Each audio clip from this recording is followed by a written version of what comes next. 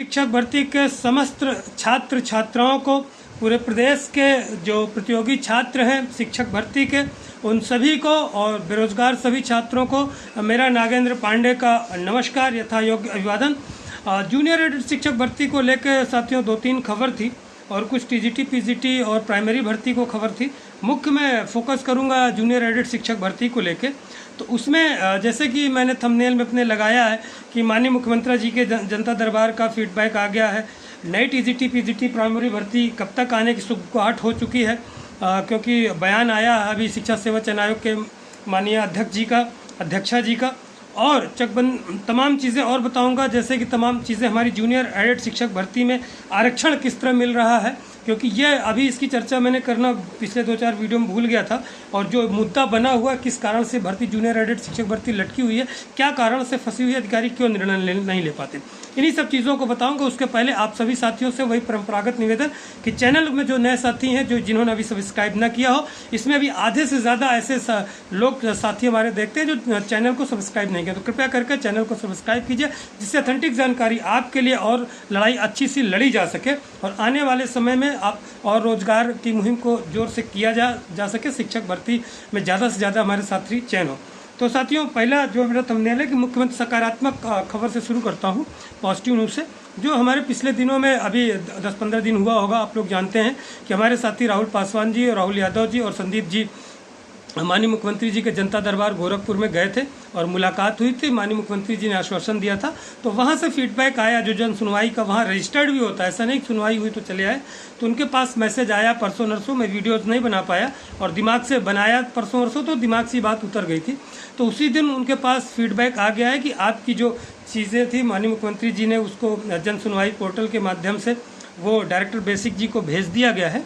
तो वहाँ से ये सकारात्मक खबर कि आपकी सुनवाई जो हुई उस पर कार्य हो रहा है, ऐसा नहीं है कि सुन लिया और चल दिया।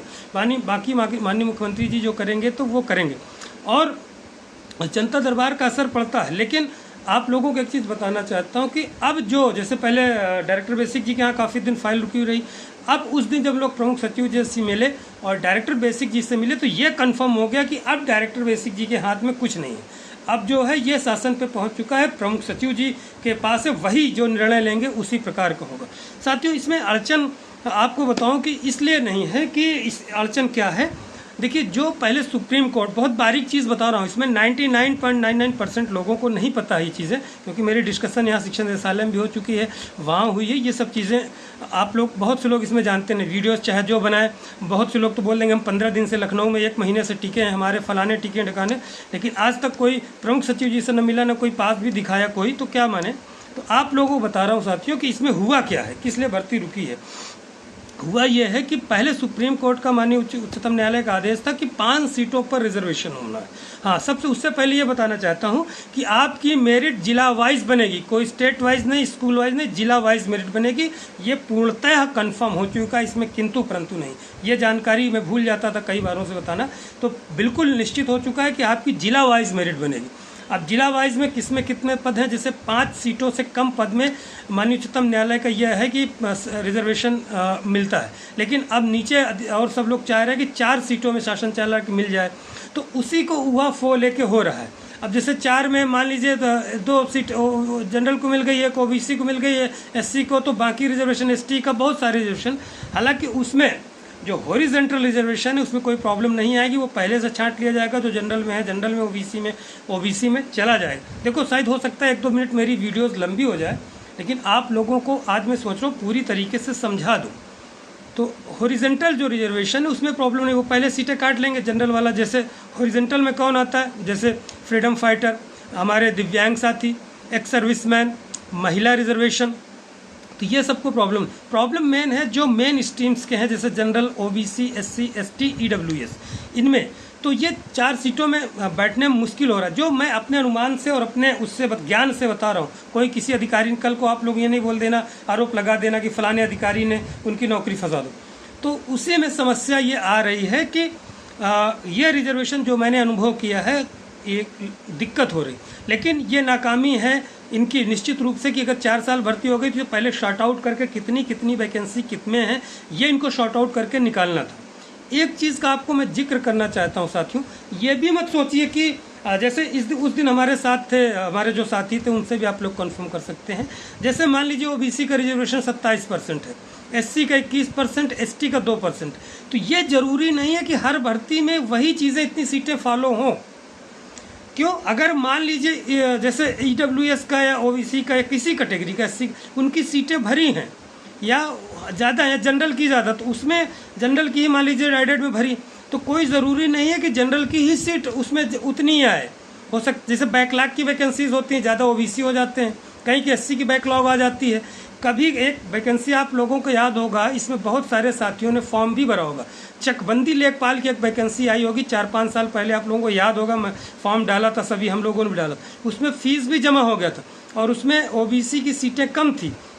लेकिन जब हंगामा हुआ तो वो वैकेंसी वापस ले ली गई और आज तक वो वैकेंसी रिलीज़ नहीं हुई, आई नहीं है। आप लोगों को याद होगा, बहुत सारे साथी आप लोग कमेंट कीजिएगा कि हाँ सर सही कह रहे हैं, मैं अपने अनुभव बता रहा हूँ, कोई बताया नहीं। इसी तरीके से ये भर्ती भी इसी पे फंसी है और उस भर्ती का कोई नामो निशान लेने वाला नहीं था, इसलिए वो भर्ती चली गई, आज तक नहीं। अगर इस भर्ती में भी हम लोग बैठ जाते हैं ठंड, तो ये भी निश्चित रूप से ठंडे बस्ते में चली जाती। जो कुछ इसमें अराजक तत्व तो बोलते हैं ना कि आप लोग बैठ जाइए, फालतू गुमराह कर रहे हैं, गुमराह तुम स्वयं हो, अपने जीवन से गुमराह हो। बैठे रहोगे घर में, कुछ नहीं होगा। और कहीं नहीं, तुम तो हो सकता है कहीं नौकरी करो, तुम दूसरों को गुमराह कर रहे हो सकता है तुम सक्षम हो, या हो सकता है तुम कुछ भी कर लो जीवन में, तुम्हारे कोई वो हो, तो पढ़ाई ले कितना करने के बाद तुम कहीं ठलिया भी लगा लो, हाँ, एमएड बीएड करने के बाद। लेकिन जो छात्र ओरिजिनल मेहनत की उनको दिक्कत हो रही ना। तो इसलिए साथियों, इसमें लगातार प्रयत्न करने की ज़रूरत है। और इसमें जैसे मैंने थंबनेल में लिखा है कि इसमें आरक्षण में फ़ायदा होगा कि नुकसान। अब देखिए, ये सीट पर निर्भर करेगी। हो सकता है जनरल के ज़्यादा हो तो ओबीसी को फ़ायदा हो जाए, या हो सकता है जनरल की सीटें ज़्यादा कर दें, क्योंकि अगर रिजर्वेशन नहीं बैठेगा तो जनरल, तो उसमें सभी का फ़ायदा, जो फाइट करेगा जनरल में वो आएगा, क्योंकि जनरल के कोई रिजर्वेशन है नहीं, तो उसमें जो है कम सीटें भी हैं। तो ये चीज़ें हैं जो समस्या इसमें आ रही है। तो वही आपको देखिए, चकबंदी का बढ़िया उदाहरण मैंने दे दिया, मुझे याद आया अभी, मैं सोच रहा था शुरू में, तो मैंने कहा ये आपको उदाहरण बताना ज़रूरी, इसीलिए आपको प्रयास करना ज़रूरी है। नहीं, इस तरह का कॉम्प्लिकेशन रिजर्वेशन का है, भर्ती ठंडे बस्ते में भी चली जाती। अगर हम लोग न लड़ते, न इतना जगह लगातार मिलते, तो ये चीज़ें ऐसी होती। तो अभी फिर हम लोगों की टीम फिर से आप आने वाले सप्ताह में आप लोग देखेंगे, कुछ कार्य करेंगे। और प्रमुख सचिव जी की जो मीटिंग हुई है उसके बारे में हम लोग पता करने का प्रयास कर रहे हैं, क्या हुआ है आजकल में। हमारे साथी और पता किए होंगे, मैं थोड़ा सा व्यस्त था, अभी मुझे फुर्सत मिला है। तो ये चीज़ें साथियों, और जूनियर और नई टीजीटी पीजीटी की चर्चा कर दूं, सब ज़्यादा वीडियो लंबा हो रहा है।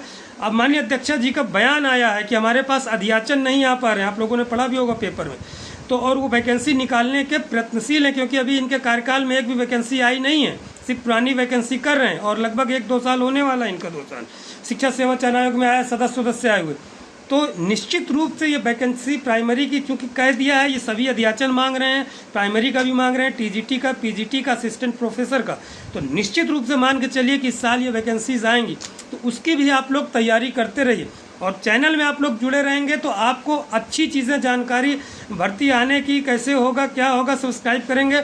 आने वाले समय आपको कंटेंट भी, कुछ एग्ज़ाम्स वगैरह का भी दिया जाएगा, मदद करवाया जाएगा, कि जिससे आप लोग नोट्स बनाएं, पढ़ें, और वो नोट्स भी प्रोवाइड्स कराने का प्रयास किया जाएगा। कहाँ से हैं, क्या पढ़ना है, क्योंकि हम लोगों ने एग्ज़ाम दिया, बहुत सारे हमारे साथी इसमें जुड़े हैं, वो लोग भी नए छात्रों को भी गाइड करेंगे। कुछ किसी का रह जाएगा, मेरिट कम है, तो सब किया जाएगा। तो ये साथियों जानकारी थी, वीडियोस लंबा हो गया, नहीं और जानकारी देना था। नेक्स्ट वीडियो में आपको फिर जानकारी दूंगा। फिर से एक बार, अगर आपको लगता है कि हम लोग टीम काम कर रही है और आपको हमारी इन्फॉर्मेशन सही लगती है, तो चैनल को सब्सक्राइब करें। नमस्कार, जय हिंद, जय भारत।